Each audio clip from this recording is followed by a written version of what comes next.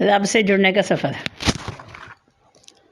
معاذ اور شہریار کی اب اکثر مسجد میں نمازوں کے بعد ملاقات ہو جایا کرتی تھی۔ معاذ کی صحبت کا اثر شہریار پہ ہو رہا تھا۔ تم کیا مولوی بنتے جا رہے ہو؟ ایک دن نائلہ نے اسے غور سے دیکھتے ہوئے کہا۔ اس نے کئی دنوں سے شیو نہیں کی تھی۔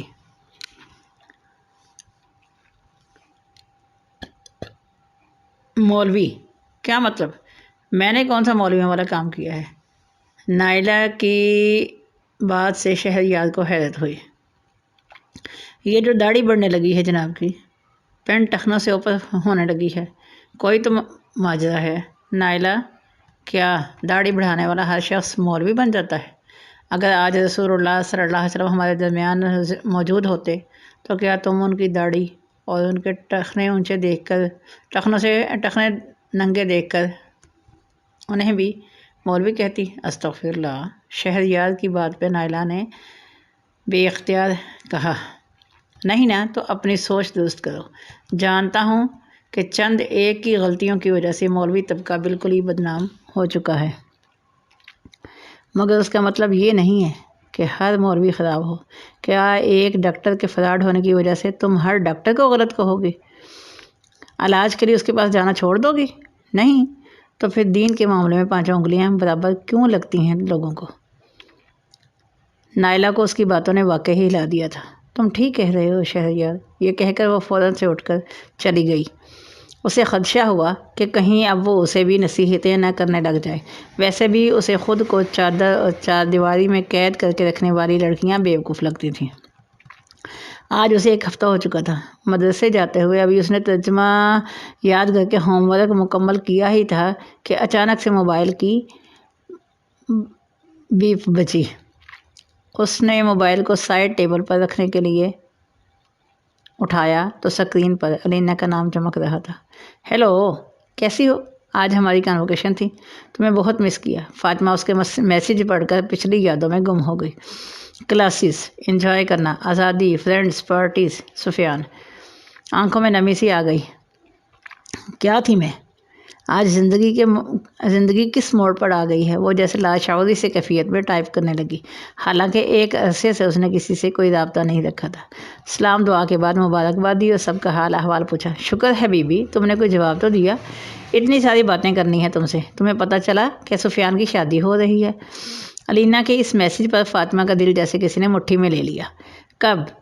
اس نے کانپتی انگلیوں سے ٹائپ کیا۔ اگلے مہینے۔ آج اس نے ٹریٹ دی تھی پوری کلاس کو۔ وہ خوش ہے؟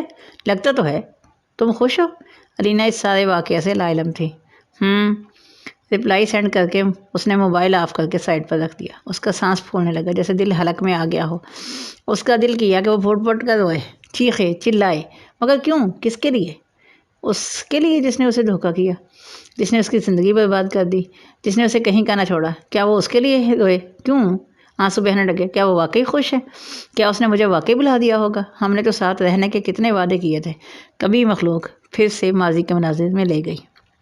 اسے یاد آنے لگا اس کے ساتھ گزرا ہوا وقت، اس کے دیے ہوئے تحائف، اس کی باتیں، اس کا ہنسنا ہنسانا۔ پہلے دن کے قرآن کا پڑھا سبق بھولنے لگا۔ رونا سسکیوں میں بدل چکا تھا۔ اندر کہیں چھپا اس کی جدائی کا درد ابھی باقی تھا۔ اس کا دل چاہا کہ وہ اسے میسیج کر کے مبارکباد دے دے، شاید کہ اسے یاد آئے فاطمہ بھی کوئی تھی جس کے ساتھ اس نے زندگی کے کچھ دن گزارے تھے۔ دشمن نے وعدہ سچا کرنا چاہا، اسے اس کا ہر عمل مزین کر کے دکھانے لگا۔ برے اعمال مزین کر کے دکھانے میں تو شیطان کا چیلنج تھا اللہ کو۔ اس نے موبائل اٹھایا۔ وہ نمبر ڈیلیٹ کر چکی تھی، مگر کچھ چیزیں انسان کے ذہن کے ساتھ ہمیشہ چپکی رہتی ہیں۔ اس کا نمبر بھی انہی میں سے ایک تھا۔ موبائل جیسے ہی آن کیا، میسنجر کی بجائے ہاتھ ایک اسلامک ایپ اسلام 360 پر ٹچ ہو گیا۔ وہ کھلتے ہی سامنے یہ آیت تھی، قال اللہ تعالیٰ، سورہ بقرہ آیت نمبر 268۔ اور دیکھنا، شیطان کا کہنا نہ ماننا، تمہیں تنگ دستی کا خوف دلاتا ہے، بے حیائی کے کام کرنے کو کہتا ہے، اور خدا تم سے اپنی بخشش اور رحمت کا وعدہ کرتا ہے۔ خدا بڑا وسعت والا ہے، سب کچھ جاننے والا ہے۔ دل ایک دم سے رک گیا۔ کتنی دیر وہ ساکت ہو کر یہ آیت پڑھتی رہی۔ شیطان، میرا دشمن۔ مدرسے میں پہلے دن کا سبق گویا منظر پر روشن ہو گیا۔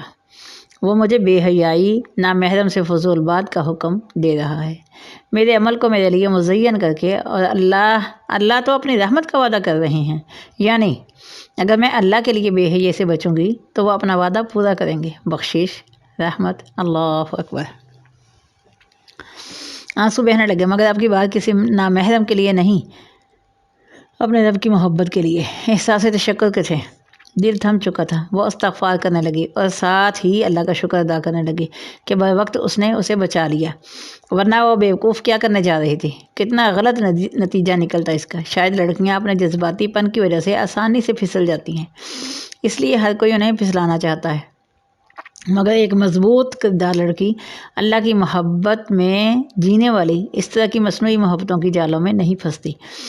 اس طرح اچانک اللہ کی طرف سے جواب ملنے پر اس کا دل شکر سے بھر گیا۔ وہ قرۃ العین کو دعائیں دینے لگی جس نے اسے اس ایپ کے متعلق بتایا تھا۔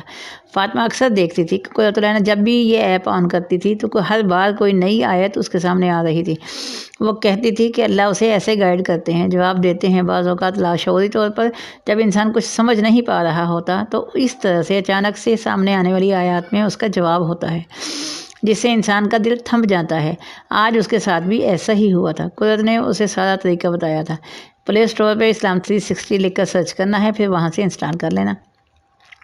اور فاطمہ اللہ جزائے خیر دے جس نے یہ بنائی، اس کا سب سے بڑا فائدہ یہ ہے کہ ہم اس ایپ میں احادیث کی تمام بڑی کتب، قرآن، اس کا لفظی اور بہاماوری ترجمہ اور تفاسیر سب دیکھ سکتے ہیں۔ ایک عام شخص اس ایپ کے ذریعے دین کا مطالعہ بآسانی کر سکتا ہے، الحمدللہ۔ اور سب سے بڑھ کر یہ کہ جب بھی آن کرو آیت اور حدیث آف دا مومنٹ سامنے آ جاتی ہے، جس سے انسان کو رہنمائی ملتی ہے۔